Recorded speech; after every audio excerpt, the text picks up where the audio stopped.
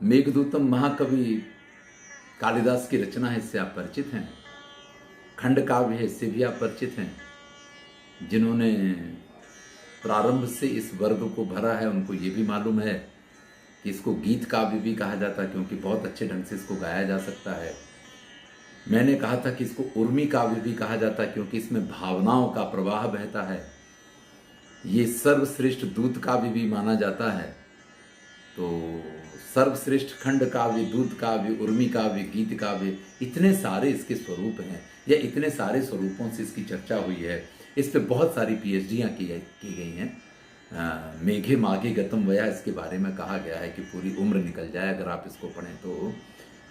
सौभाग्य है कि आप सबके साथ इसको देख रहा हूँ। 34वां श्लोक प्रारंभ करता हूँ।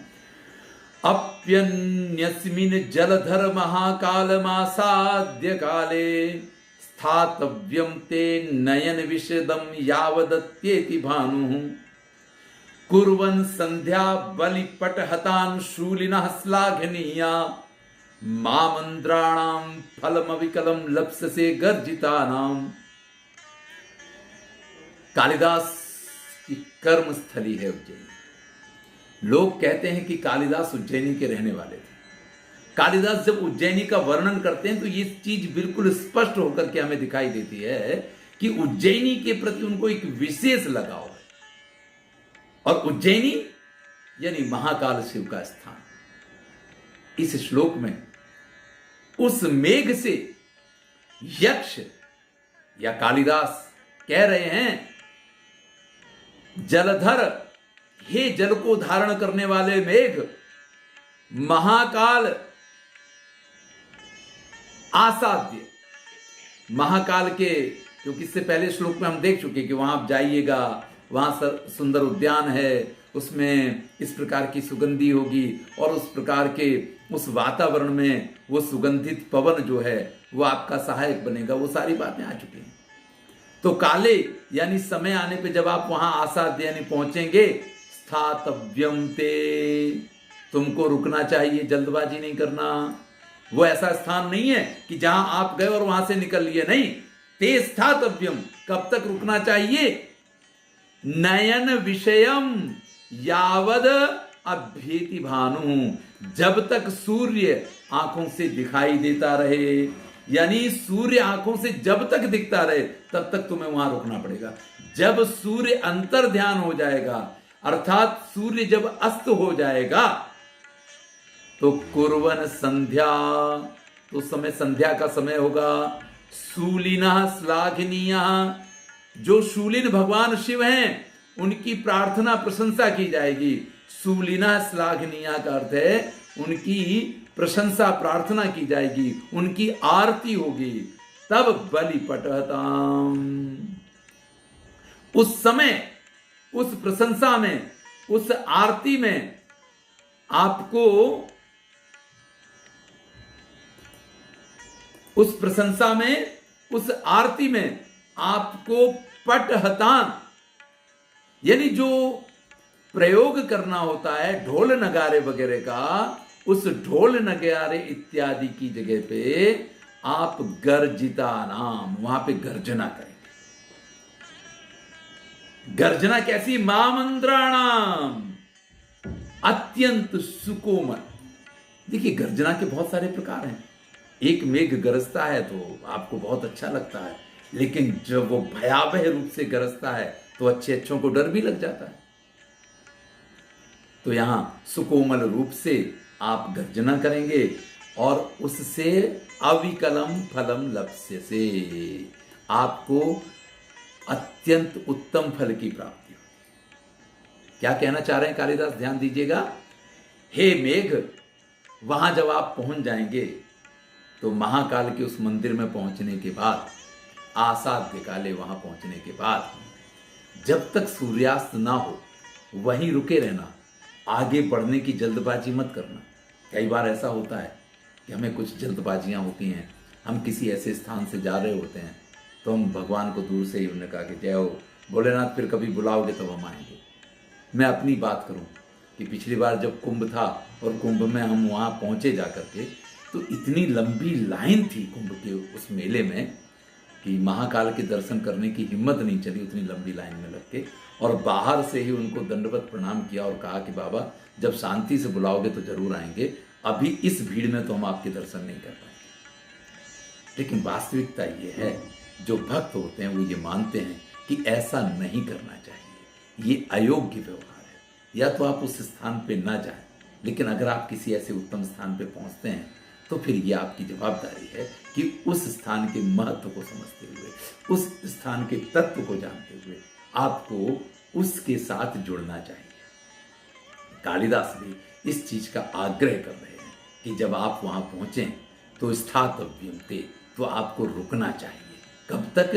भानु सूर्य जो है यावत, जब तक अभ्येति नयन विषयम, आंखों का विषय बना रहे, जब तक सूर्य आपको दिखाई देता रहे, अर्थात जब तक सूर्यास्त ना हो जाए तब तक। क्योंकि जब सूर्यास्त हो जाएगा तो संध्या का समय होगा, सूलिना यानी शिव जी की श्लाघनीय प्रार्थना की जाएगी। उस समय जब उनकी आरती हो रही होगी तो बलिपट हता, उस समय जब ढोल नगाड़े बजाए जाते हैं तो ढोल नगाड़े के स्थान पे आप अपनी गर्जना से उन ढोल नगाड़े की आवाज़ों को बढ़ाइएगा, उसमें अपनी आवाज़ को मिलाइएगा। आरती में शामिल होना, आरती में इस प्रकार के वाद्य यंत्रों को बजाना, ये सारी चीज़ें सौभाग्य की बातें मानी जाती हैं। आजकल तो मंदिरों में भी लोगों का ऐसा दुकाल हो गया है, ऐसा अभाव हो गया है। मैं ये इस समय की बात नहीं कर रहा हूँ, कोरोना काल की बात नहीं कर रहा हूँ, मैं सामान्य बात कर रहा हूँ।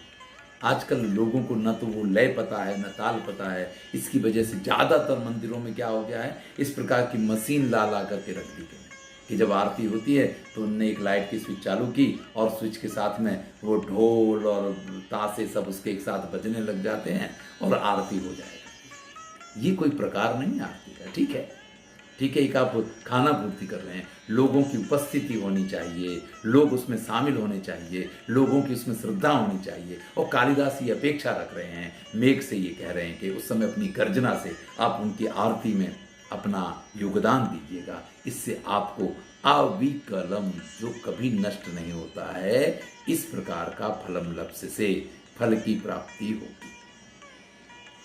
पादन्यासत त्वणित रसना तच्चलीलावधूते रत्न छाया कचित बल भी चामरे क्लांत हस्ता एस्यास्त्वत्तो नख पद सुखा प्राप्य वरसाग्र बिंदून नामोक्ष्यन्ति त्वयि मधुकर श्रेणी दीर्घान कटाक्षान। देखिए यहां पे फिर से, क्योंकि जहां श्रृंगार हो और वहां वेश्या का उल्लेख ना आए, ये संभव ही नहीं है।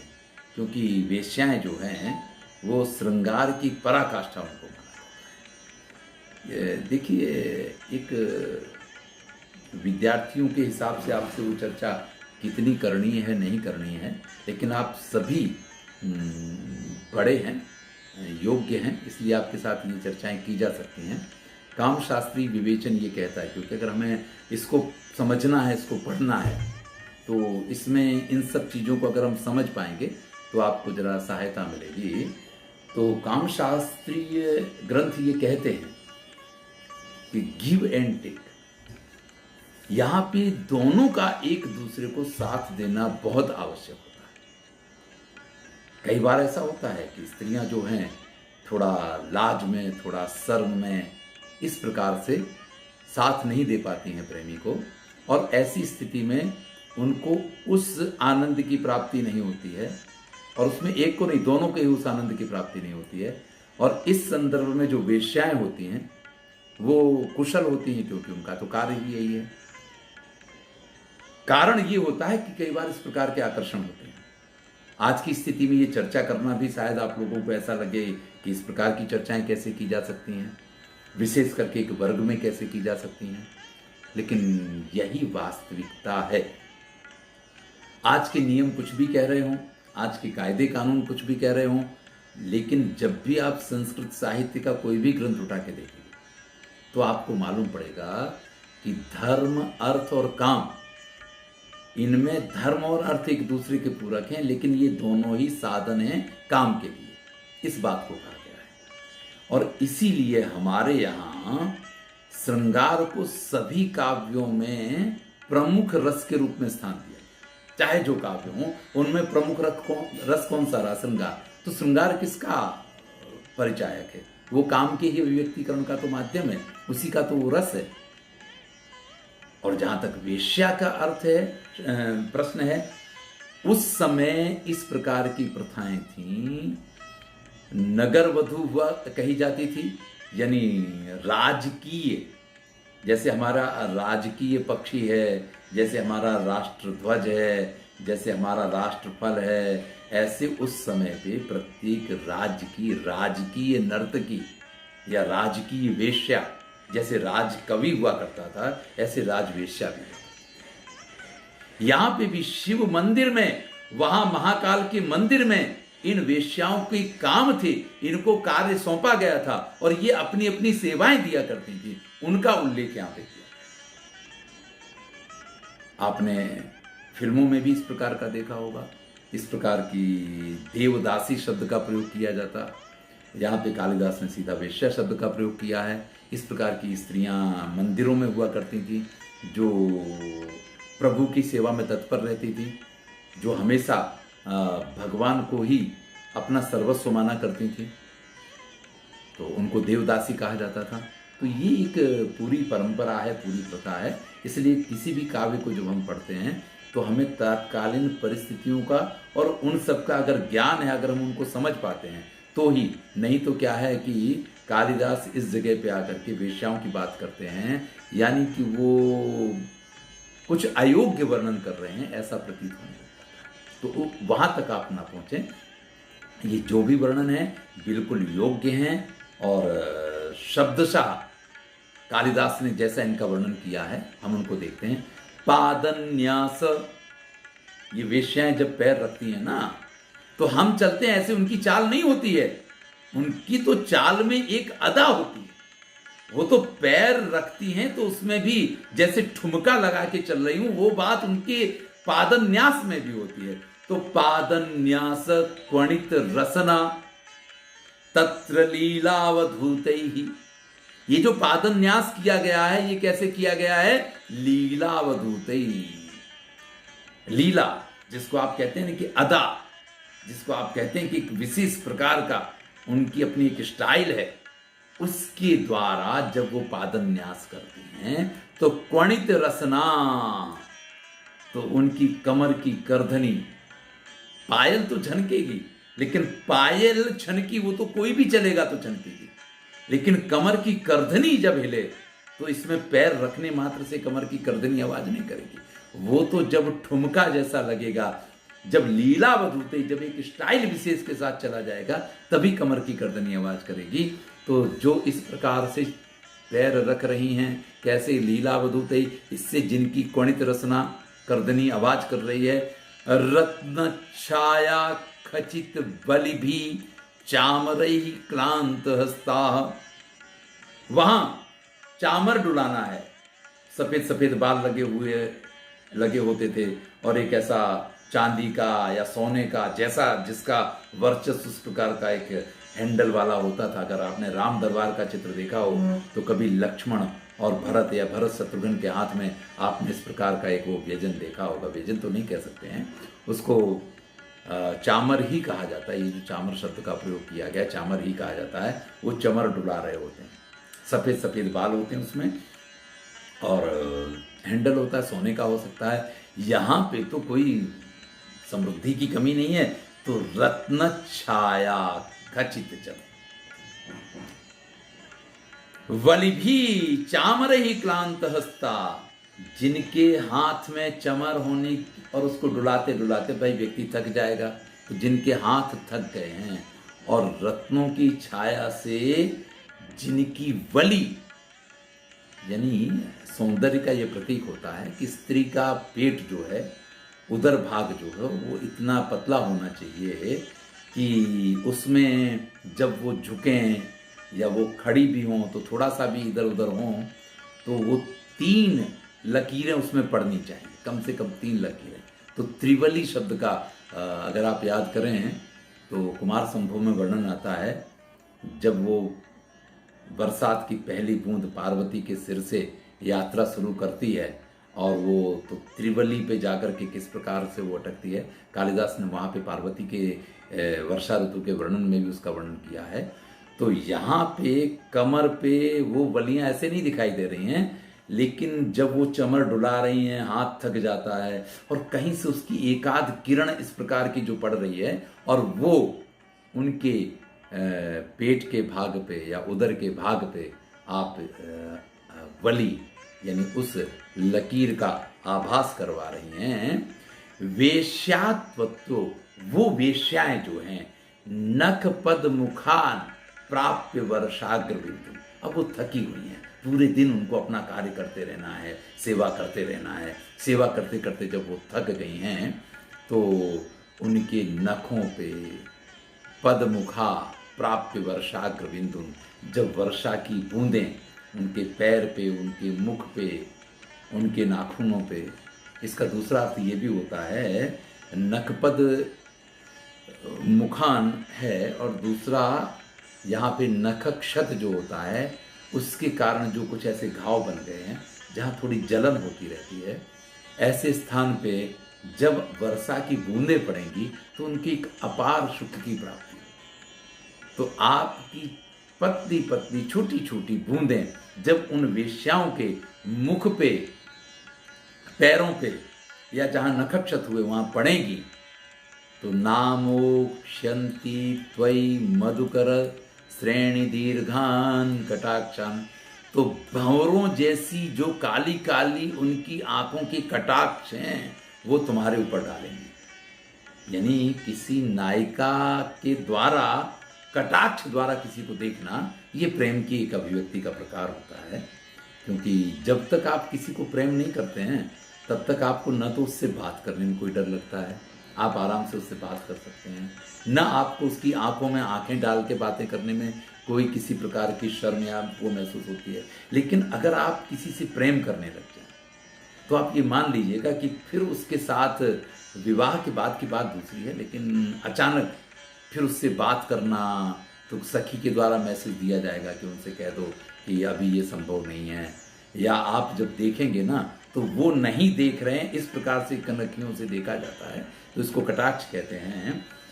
तो फिर से पूरे श्लोक के अर्थ को देखें। कालिदास कहते हैं कि जो वेश्याएं वहाँ शिव जी के मंदिर में आराधना उपासना करती हैं, उनकी सेवा में तत्पर रहती हैं, उनका वर्णन यहाँ प्रारंभ कर रहे हैं। तो कहते हैं कि लीलापूर्वक अपने पैर रखते हुए, जिनकी कमर की कर्दनी अत्यंत झंकृत हो रही है और जिनके हाथ में वो चामर है और उस चामर को डुलाते डुलाते, उसको हिलाते हिलाते जिनके हाथ थक गए हैं, रत्नों की छाया पड़ने के कारण जिनके उदर भाग में अवली यानी वो रेखा जो उनके सौंदर्य की प्रतीक होती है वो दिखाई दे रही है, ऐसी वेश्याओं के नखक्षत के ऊपर, उनके मुख के ऊपर, उनके पैरों के ऊपर जब तुम्हारी वर्षात की अग्रबिंदु यानी छोटी छोटी बूंदें पड़ेंगी तो तिरछी नजर करके और अपने मधुकर श्रेणी, मधुकर भंवरों को कहते हैं, भंवरे जैसी काली काली आंखों से कटाक्षों के द्वारा नामोक्षंती त्वयि, तुम्हारे ऊपर उनका प्रयोग करेंगी, यानी उन कटाक्षों को तुम्हारे ऊपर डालेंगी, यानी तिरछी नजर से उस समय वो आपको देखेंगी। ये उनके प्रेम की भी अभिव्यक्ति मानी जाती है। जैसा कि मैंने कहा कि इस प्रकार से नायिका का प्रेम अभिव्यक्त होता है, तो तुम्हें उन सुंदरियों के कटाक्षों का प्रसाद प्राप्त होगा। पश्चाद उच्चई भुज तरुवनम मंडलेनाभिलीना सांध्यम तेजः प्रतिनव जपा पुष्प रक्तम दधानः नृत्तारंभे हर पशुपतेर आद्र न्यागाजिनेच्छाम शांतोद्वेगस्तिमित नयनम दृष्ट भक्तिर्भवान्याम। देखिए यहाँ शिव की उस पौराणिक स्वरूप का वर्णन है। कालिदास पुराणों के ज्ञाता थे। सामान्यतः आपने शिव का स्वरूप देखा होगा तो उन्होंने वागंबर पहना हुआ है, ऊपर तो वो कुछ पहनते ही नहीं है, ओढ़ते नहीं है।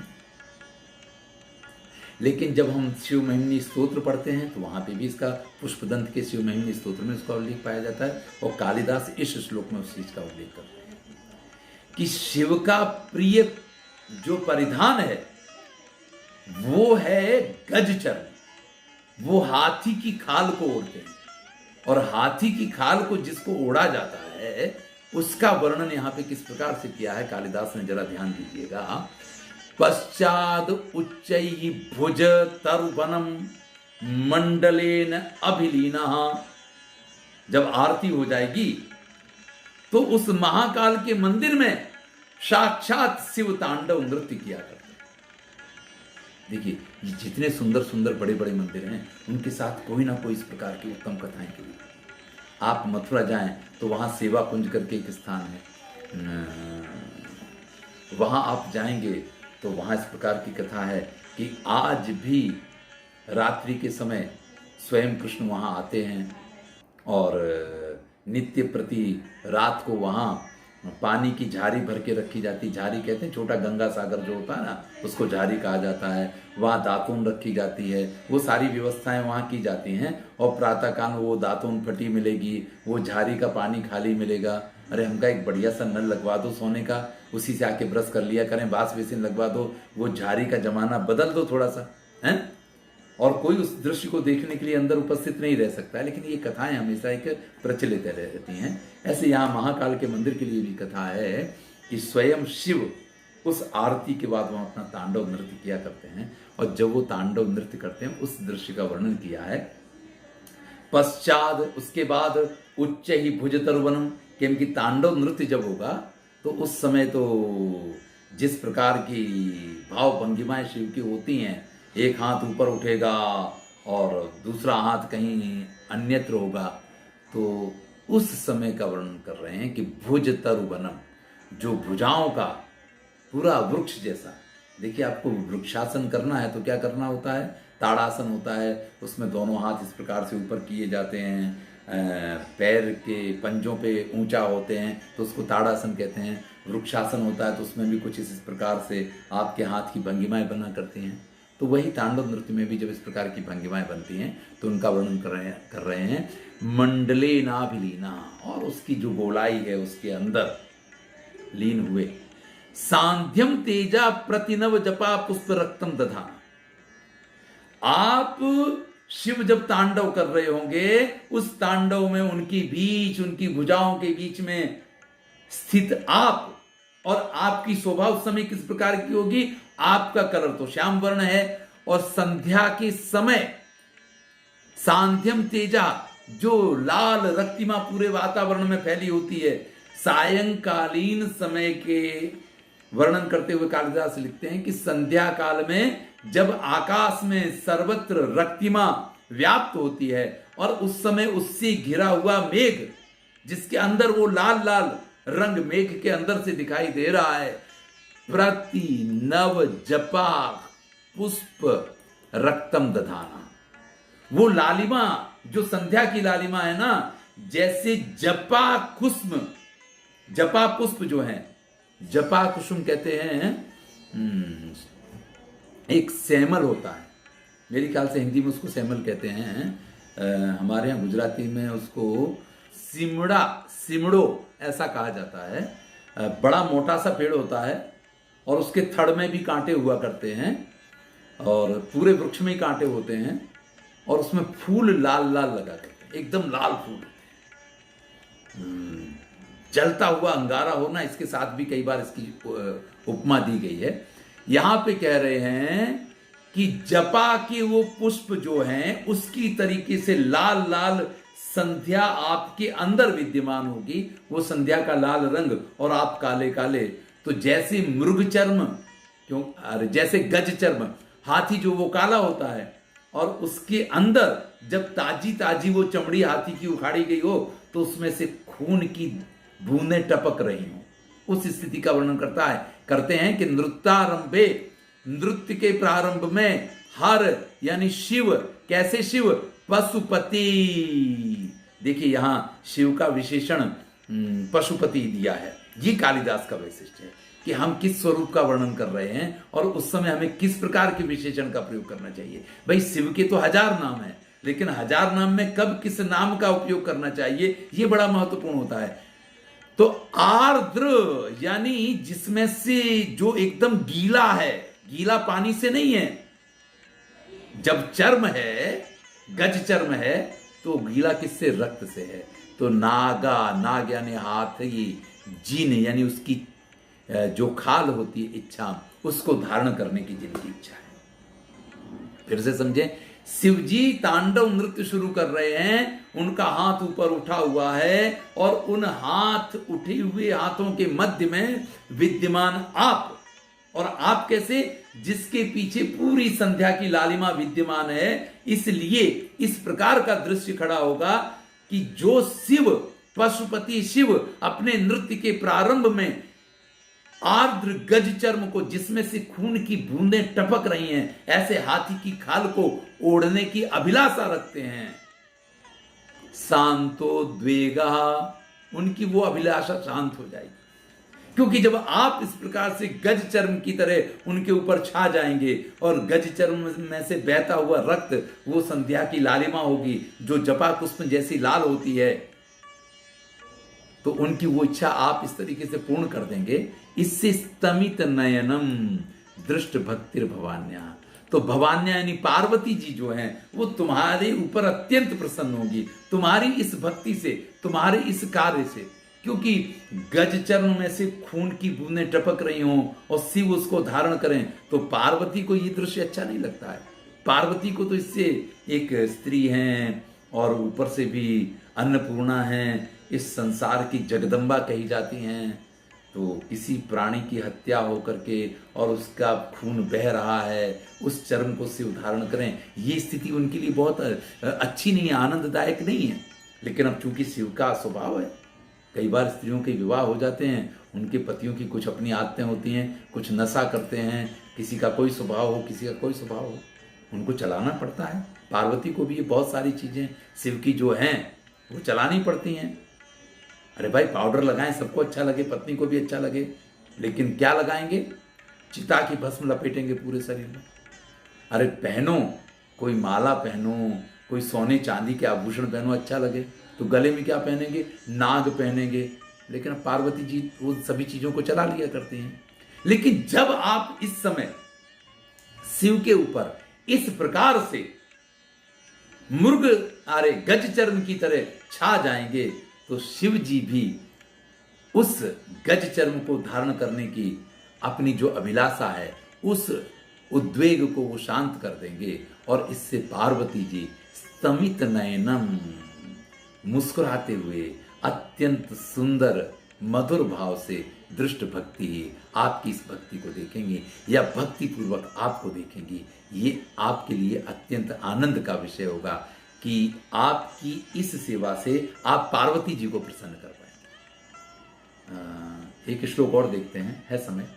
गच्छन्ती नाम रमण वसतिम योसिताम तत्र नक्तम रुद्धा लोके नरपति पथे सूचि भेद्य तमो भी सौदामिन्या कनक निकस स्निग्धया दर्शयोर्वीम तोयोत्सर्गस्तनित मुखरो मास्म भूभिक्लवास्ता। भक्ति भाव बहुत हो गया, महाकाल के मंदिर से बाहर आ जाते हैं और फिर वही जो पुराना यक्ष है, जो कालिदास का पुराना स्वरूप है, वो हमको दिखाई देने लग जाता है। मेघ से यक्ष कह रहा है, गच्छन्ती नाम रमण वसतिम, अपने रमण के लिए, अपने प्रिय की वसतिम यानी स्थान पे गच्छन्ती नाम जो जा रही हैं, योसिताम स्त्रियां, तत्र वहां पे नक्तम यानी एकांत में रात्रि के समय। देखिए अभिसारिका एक नायिका का प्रकार है। जब स्त्री से अपनी भावनाएं बस में नहीं रहती हैं और वो सामने से चल के अपने प्रेमी से मिलने के लिए जाए, तो उसको अभिसारिका कहा गया है। अभिसारिका के भी अलग अलग प्रकार हैं। क्योंकि मेरा पीएचडी इस विषय पे रहा, इसलिए बहुत कुछ इस पे चर्चा की जा सकती है।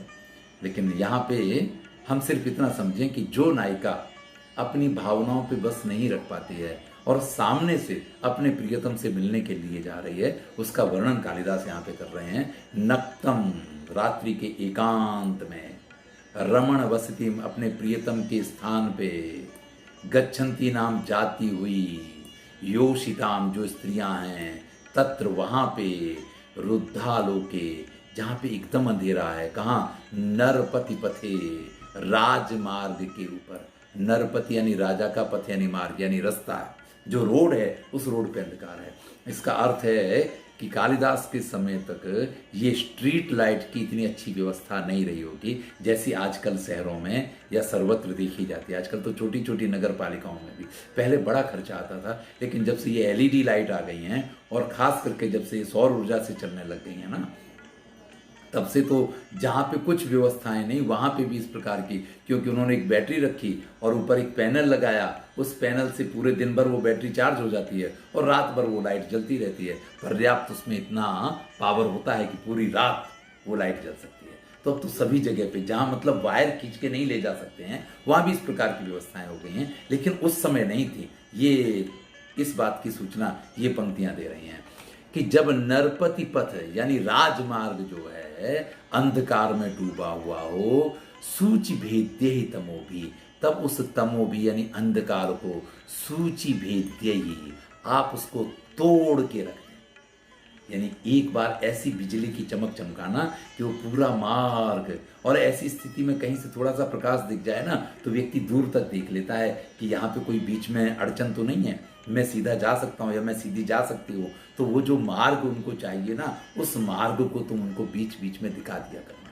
किस प्रकार से, सौदामिन्याम, अपनी बिजली की चमक के द्वारा। वो आपकी बिजली की चमक कैसी है, कनक निकस स्निग्धया। सोने को जब कसौटी पे कसा जाता है ना, तो कसौटी होती काले कलर की, पत्थर काले कलर का होता है, और उस पे सोने को ऐसे घिस के जब देखते हैं ना तो उस पे एकदम सोने की लकीर खिंच जाती है।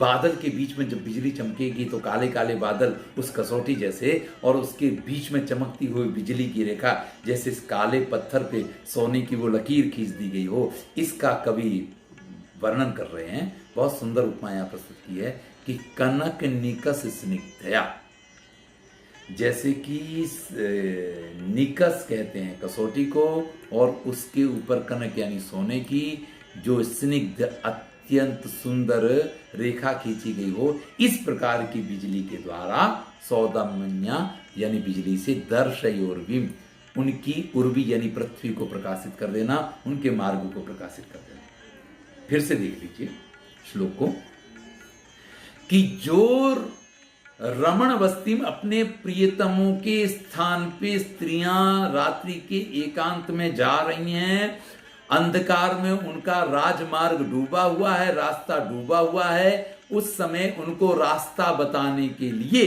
अपनी जैसे कि कसौटी पे सोने की रेखा खींच दी गई हो, इस प्रकार की बिजली की चमक के द्वारा दर्शयोर्विम, उनको पृथ्वी के, उनको उनके मार्ग के दर्शन करवा देना। तोयोत्सर्ग स्तनित मुखरो मास्म भू विक्लवास्ता। लेकिन याद रखना उस समय ना तो जल की बरसात करना, क्योंकि बेचारी भीग जाएगी, उसको सर्दी हो सकती है, कोरोना का टाइम है तो बड़ी दिक्कत हो जाएगी हैं। तो ऐसा नहीं करना, बहुत जल का बरसात मत कर देना। तनित मुखरो, बहुत जोरदार गर्जना भी मत करना, क्योंकि विक्लवास्ता, वो जो सुंदरियां होती हैं ना वो थोड़ी भयभीत होती हैं।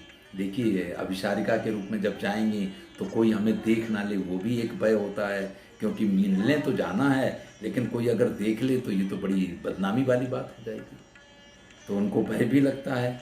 और ऐसी स्थिति में अगर जोर से मेघ की गर्जना हो जाए तो जब थोड़ा सा अंदर से किसी चीज से व्यक्ति भयभीत हो तो वो गर्जना तो उनको और ज्यादा व्याकुल बना देगी।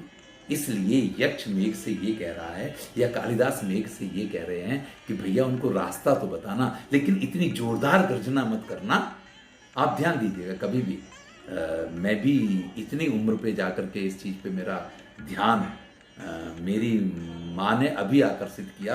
पिछले साल मुझे ये मालूम पड़ा कि हमेशा आकाश में पहले बिजली चमकती है और फिर गर्जना होती है। यानी बिजली चमकेगी ना, उसके बाद जोर से गर्जना हुआ करती है। तो इन दोनों का संबंध है।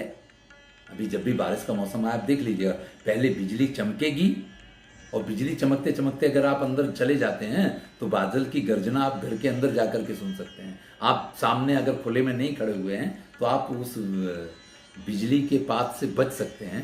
ये भी एक इसका आशय है।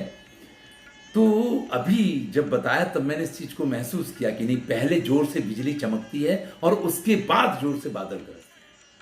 तो यहां पे ये तो कहा कि अब बिजली की चमक दिखाना और उनके मार्गों को बताना, लेकिन साथ में मना ये कर रहे हैं कि बिजली की चमक दिखाने के बाद जो आपकी भयंकर गर्जना होती है वो गर्जना नहीं होनी चाहिए। जो भयंकर बरसात शुरू हो जाती है वो बरसात नहीं होनी चाहिए, नहीं तो वो बेचारी सुंदरियां जो बड़ी ही प्रेम में वैसे ही ठगी सी, घबराई सी, भयभीत सी हुआ करती हैं, इस स्थिति से और ज़्यादा परेशान हो जाएंगी। तो उनको परेशान मत करना, खाली उनके लिए पथ प्रदर्शक बनना, उनके मार्गदर्शक बनना, उनके सहायक बनना, लेकिन उनके शत्रु या उनको परेशान करने वाले नहीं बनना, इस प्रकार से अपेक्षा रखी गई है। तो मेरे ख्याल से समय हो गया है समय। तो एक श्लोक और देख लेते हैं, 8 बजने में भी समय है। ताम कस्यांचिद भवन बलभो सुप्त पारावतायाम नीत्वा रात्रिम चिर विलसनात् खिन्न विद्युत कलत्रः दृष्टे सूर्ये पुनरपि भवान वाहयेद अश्वशेषम मंदायन्ते न खलु सुहृदाम अभ्युपेतार्थ कृत्याः। ये सुहृदाम अभ्युपेतार्थ कृत्याः, ये जनाः सुहृदाम मित्राणाम अभ्युपेतार्थ कृत्याः कार्य संपादनार्थम कृत निश्चयाः सन्ति न खलु मंदायन्ते ते कदापि कार्ये मंदताम न कुर्वन्ति। जिन लोगों ने अपने मित्रों का कार्य पूर्ण करने का संकल्प लिया हो वो कभी ढीले नहीं पड़ा करते। ढीले नहीं पड़ेंगे आप। क्या करेंगे? वर्णन करते हैं, ताम कस्यांचित भवन बलभो सुप्त पारावतायाम। वहां पे जिस किसी भवन की ऊंची अटारी के ऊपर पारावत कबूतर को बोलते हैं कि पारावत जो कबूतर हैं सुप्ता सो रहे होंगे, वहां नीत्वा रात्रि, आप भी अपनी रात्रि को व्यतीत कर लेना। देखिए, मेघ इतने नीचे आकर के रात्रि व्यतीत नहीं कर सकते हैं। इसका अर्थ है कि उज्जैनी उस समय भवन बड़े ऊंचे ऊंचे हुआ करते थे। लेकिन इस विश्राम की जरूरत क्यों पड़ गई?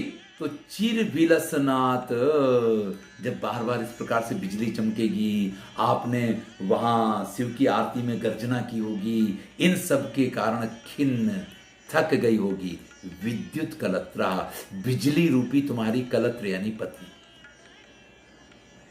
बिजली जो है वो मेघ की पत्नी है, इस प्रकार से कालिदास यहां व्यक्त करते हैं। तो इस प्रकार से पूरे दिन उस उज्जैनी में कहीं किसी को देखा, कहीं किसी जगह पे कुछ किया, कहीं कुछ किया, इससे आप और आपकी पत्नी जो दोनों थक गए होंगे। चिर विलसनात्, लंबे समय से ये सब करके, तो रात्रि नीत्वा, आप रात्रि वहीं व्यतीत कर लीजिएगा। कहां व्यतीत करेंगे? कस्यांचित भवन बलभो, किसी भी भवन की छत पे, किसी भी भवन पे बलभो यानी जिसकी बलभी में सुप्त पारावतायाम, कबूतर सो रहे होंगे। तो बलभी बोलते हैं, देखिए कबूतरों को जो रोशनदान होते हैं ना, ऊपर इस प्रकार के स्थान बने होते हैं, वहां वो अपना स्थान बना लेते हैं, वहां वो बैठा करते हैं। गांव में बहुत बड़ा घर हमारा था, अभी भी है, गांव में तो है। तो वहाँ पे बड़े कबूतर हुआ करते थे और किसी प्रकार की कोई असुविधा उनको भी नहीं होती थी और हमें भी कभी नहीं होती थी। और विशेष करके हमारे दादा जब थे तो वो तो उन कबूतरों के लिए जब घर का सारा काम होता था तो उनके लिए स्पेशल व्यवस्थाएं करवाया करते थे कि यहाँ पे इस प्रकार का ये बना दो, यहाँ ये आराम से बैठ सकते हैं। और जो उनका आवाज़, जो उनकी ध्वनि, वो पूरा बड़ा ही रोचक वातावरण लगता है। कालिदास कुछ इसी प्रकार की स्थिति का वर्णन कर रहे हैं कि जिस भवन पे, जिस भवन की बलभी में यानी उनके रोशनदान वगैरह में कबूतर सो रहे होंगे, ताम कस्यांचित, ऐसे किसी भी, कोई एक भवन इतना ऊंचा नहीं है कि आपको ये कहा जाए कि आप अहमदाबाद आएंगे तो पतंग होटल ऐसा है जो गोल घूमता हुआ होटल है और उस होटल में आप चले जाइएगा।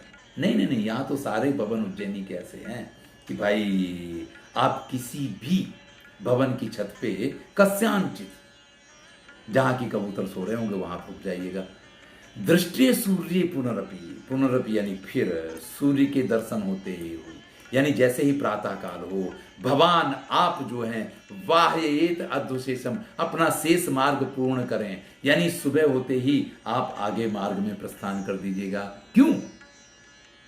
क्योंकि जिन्होंने अपने मित्रों का कार्य पूर्ण करने का संकल्प ले लिया हो, वो कभी इस मामले में न मंदायन्ते, वो कभी लेट नहीं होते हैं, वो कभी आलस्य नहीं करते हैं कि चलो ये उज्जैनी तो बहुत अच्छी है, यहाँ कल फिर शिव की एक आरती कर लेंगे, एक दिन और यहाँ पे रुक जाएं।